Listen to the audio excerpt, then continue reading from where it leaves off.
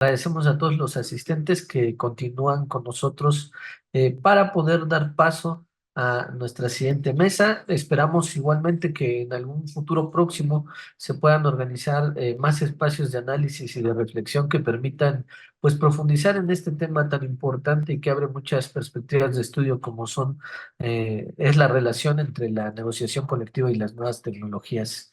Eh, a continuación, vamos a dar pie al inicio de nuestra mesa 4, que lleva por título Tendencias de la negociación colectiva frente a los nuevos desafíos económicos, jurídicos y sociales. Para ello, quiero darle la bienvenida a nuestros ponentes, que son César Ojeda Quirós, de Jóvenes Juristas de América del Perú, Carolina Morán, de la Asociación Iberoamericana del Derecho del Trabajo y la Seguridad Social de El Salvador, Jorge Buciñas, de Jóvenes Juristas de América del Brasil, y Diego Santos, que es Legal Manager de Estados Unidos, y también le doy la bienvenida a la moderadora Quetzali Cruz, a quien le cedo el uso de la voz. Adelante, Quetzali. Muchísimas gracias, Mario, y mucho gusto, ya que estamos en esta plataforma. Les doy la bienvenida nuevamente a estas jornadas convocadas por la Subsección Americana de Jóvenes Juristas. Como ya se indicó, estamos en la mesa 4, cuyo título es Tendencias de la negociación colectiva frente a los nuevos desafíos económicos, jurídicos y sociales. Así es que, bueno, vamos a comenzar para hacerlo mejor del tiempo aquí. Y nuestro primer ponente justamente es César Ojeda Quirós, a quien les voy a presentar a continuación, y después le cederemos el uso de la voz. Bueno, César Ojeda Quirós es abogado por la Universidad Nacional Pedro Ruiz Gallo. Tiene un magíster en Derecho del Trabajo y de la Seguridad Social por la Pontificia Universidad Católica del Perú. Cuenta con más de 10 años de experiencia profesional brindando asesoría legal a diversas entidades, tales como el Ministerio de Transportes y Comunicaciones, Ministerio de Salud, Ministerio de Defensa, Ministerio de Educación, entre otros. Es miembro activo de la sección peruana de jóvenes juristas y actualmente se dedica a la consultoría legal independiente y es docente contratado en la Pontificia Universidad Católica del Perú. Adelante, César, el micrófono es tuyo y bienvenido. Muchas gracias, Quetzalí, por la amable y cálida presentación.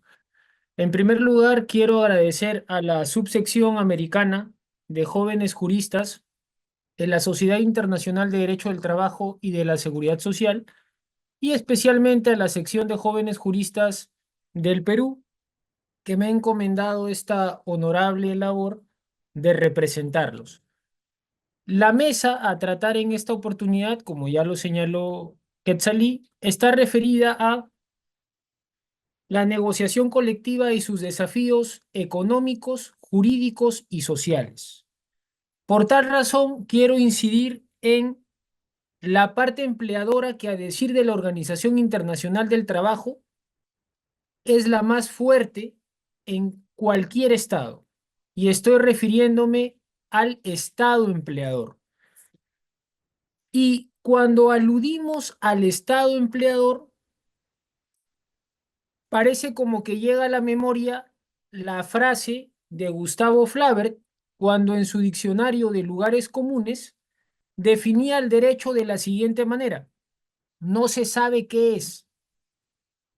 Y esta ironía utilizada por Flaubert no es casualidad, sino que tiene como propósito, entre líneas, a mi modo de ver, cuestionar muchas instituciones del derecho que en apariencia son sólidas y debieran garantizar las libertades de las personas, pero que de manera concreta muchas veces no se respetan o se lesionan.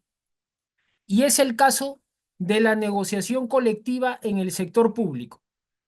A modo de una referencia histórica de carácter mundial y luego de carácter nacional, diremos que en el preámbulo de la Organización Internacional del Trabajo, en su constitución, en el año 1919, ya se alude a la libertad sindical. Y de acuerdo con la Organización Internacional del Trabajo, este derecho, un derecho continente, tiene dentro de su contenido a la negociación colectiva.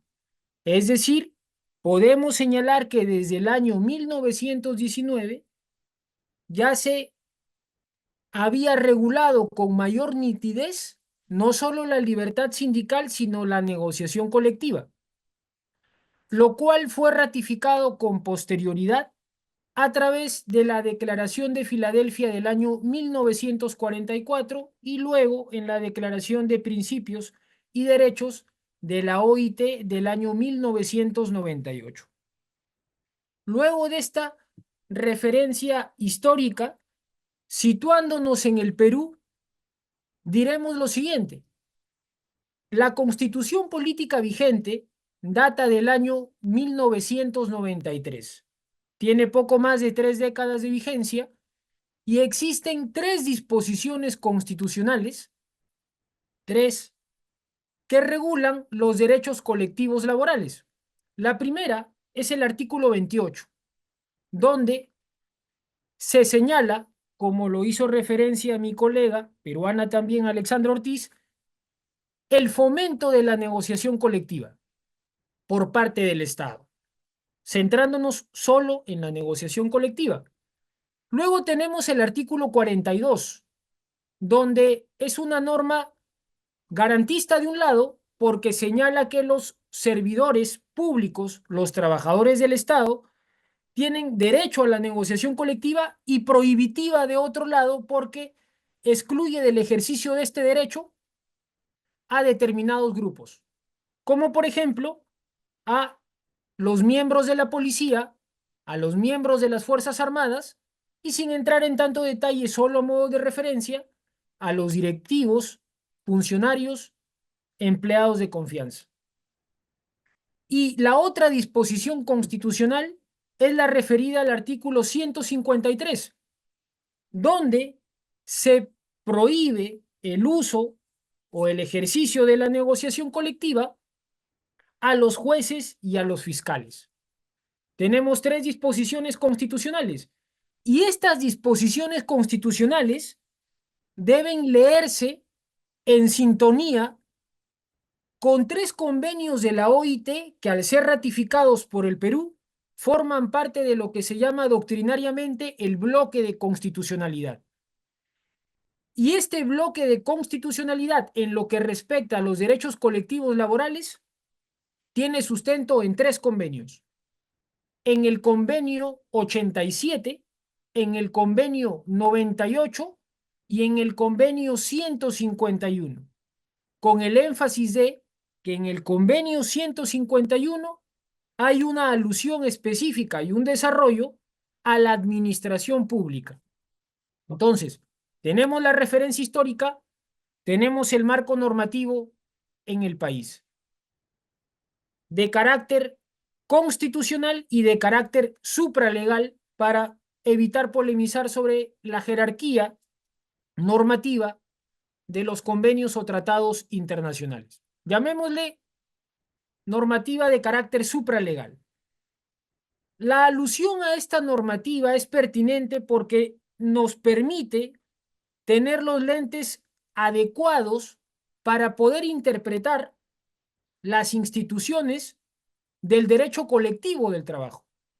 Más aún cuando estamos hablando de el Estado empleador, un Estado que, en palabras de la OIT, es muy fuerte, es grandísimo y sobre el cual la relación jurídica de sujeción que le es propia al estudio del derecho del trabajo es más intensa. Por esa razón es que las relaciones laborales en el sector privado son diferentes a las relaciones laborales en el sector público, porque el Estado es el empleador. Y esto implica darle una mirada distinta al tratamiento y al análisis de las relaciones laborales, con un norte del respeto de los derechos fundamentales, entendiendo que la libertad sindical, la negociación colectiva y la huelga, este tridente inseparable, tienen la categoría de derechos fundamentales. Ahora bien, En el Perú, para poner una referencia no tan lejana, a partir del año 2006, las leyes presupuestales restringen en el sector público los acuerdos colectivos con contenido económico, casi hace 20 años. Y luego, en el año 2013, cuando se da la ley 30.057, la ley del servicio civil, se reguló en su artículo 42 algo muy particular y decía que todo acuerdo con carácter económico en el Estado era nulo de pleno derecho. Sin duda, era una disposición legal contraria a la Constitución política y al bloque de constitucionalidad antes especificado. Entonces, el Tribunal Constitucional, bajo esta óptica, declaró inconstitucional este artículo, entre otros, de la Ley del Servicio Civil. ¿Y qué era lo que se aplicaba en ese momento? La Ley de Relaciones Colectivas de Trabajo, que regulaba principalmente las relaciones laborales en el sector privado. Entonces acá tenemos una primera distorsión que representaba en ese momento un desafío para el Perú. Cómo se armonizaban las relaciones laborales en el sector público con los tratados internacionales y con la propia Constitución. Entre idas y vueltas, por decirlo de alguna forma, en el año 2021, a partir del 3 de mayo específicamente, entró en vigencia la ley 31.188, la ley de negociación colectiva en el sector estatal. Y unos meses más tarde se aprobaron sus lineamientos a través del Decreto Supremo 008-2022-PCM de la Presidencia del Consejo de Ministros. Y quiero resaltar un aspecto importantísimo de este marco normativo, más específico, y es que permitía por primera vez en la regulación normativa peruana que se negocien mejoras remunerativas y que se negocien mejoras en las condiciones de trabajo. Es importantísimo poner énfasis en ello porque se había afrontado el desafío, aunque de manera tardía, con responsabilidad, ya que se permitía los incrementos remunerativos y se permitía las mejoras en las condiciones de trabajo con incidencia económica. No obstante, se planteó la siguiente regulación y consistía en una fórmula conocida en la región y planteada de la siguiente manera. La negociación colectiva iba a tener dos niveles. Un nivel centralizado de alcance nacional y un nivel descentralizado de un alcance más acotado que está delimitado por 4 ámbitos. Un ámbito territorial que está referido, como su nombre lo dice, a un contexto geográfico expresado en los gobiernos locales y regionales, un ámbito, digamos, especial que está referido a las carreras especiales y que la ley le llama sectorial, el sector educación y el sector salud, un ámbito por entidad que es el más común, el símil es el sindicato de empresa en el sector privado, y un ámbito más abierto, aquel que las organizaciones sindicales estimen por conveniente y que está plasmado por lo general en su estatuto. Entonces, se había cumplido el desafío de tener las reglas claras. ¿Y qué ocurría? Que el insumo para negociar aspectos económicos en el nivel descentralizado, que es el nivel, digamos, más recurrente dentro de las entidades, lo otorgaba el Ministerio de Economía y Finanzas. Y lo que ocurría muchas veces era que el llamado espacio fiscal o la bolsa que te daba el Ministerio de Economía y Finanzas era insuficiente para poder negociar. ¿Cómo se podía negociar con un sindicato que tenía un alcance de 5.000 trabajadores diciéndoles que van a tener un incremento remunerativo de $1, por ejemplo, o de 4 soles mensuales, en el caso peruano? Sin duda, era una frustración anunciada de negociación colectiva. Entonces, acá tenemos el primer desafío en el Perú: ver la forma adecuada en la que el Ministerio de Economía y Finanzas, en la que las organizaciones sindicales más representativas y la Autoridad Nacional del Servicio Civil, que es el ente rector en las relaciones laborales en el sector público, articulen sus políticas públicas. Porque ¿qué ha ocurrido? Que el Congreso de la República recientemente emitió una ley donde deroga la posibilidad de negociar aspectos económicos a nivel descentralizado. Es decir, tomando como referencia la normativa presupuestal del 2006 y el avance que se tuvo en el 2021, se retrocede casi 20 años con la dación de esta ley por parte del Congreso de la República. El primer desafío. El segundo desafío social obedece a una suerte de consigna que, en mi opinión, deben tener las organizaciones sindicales respecto de que su razón de ser es la defensa de los derechos de los trabajadores. Lo que ocurre muchas veces es que las confederaciones, las organizaciones sindicales de tercer nivel, del más alto nivel, entran en una suerte de pugna. Y esta pugna ocasiona a que se formen más confederaciones, con lo cual, en palabras del profesor Hermida Uriarte y Villavicencio Ríos, se atomiza la posibilidad de negociar colectivamente. Y la atomización hace que la negociación colectiva pierda fuerza. Un desafío económico es entender, como decía el Premio Nobel de Economía Amartya Sen en su libro Ética y Derecho, es entender que el respeto de los derechos fundamentales no genera un sobrecosto, sino que el respeto de los derechos fundamentales genera réditos y rentabilidad para cualquier Estado democrático de derecho. Si no creen en la expresión de una voz autorizada de un Nobel de Economía, les planteo el ejemplo del caso peruano. Y en el caso peruano, lo que ocurrió es que, como habían restricciones de carácter presupuestal, las organizaciones sindicales optaban por solucionar su conflicto a través de la vía arbitral, a través del arbitraje.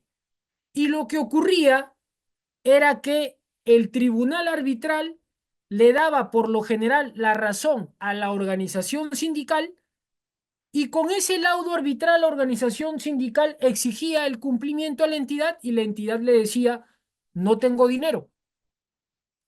Entonces la organización sindical acudía al Poder Judicial y luego, aproximadamente de 5 años, se cumplía ese laudo. ¿Y qué originaba? Un sobrecosto para la entidad.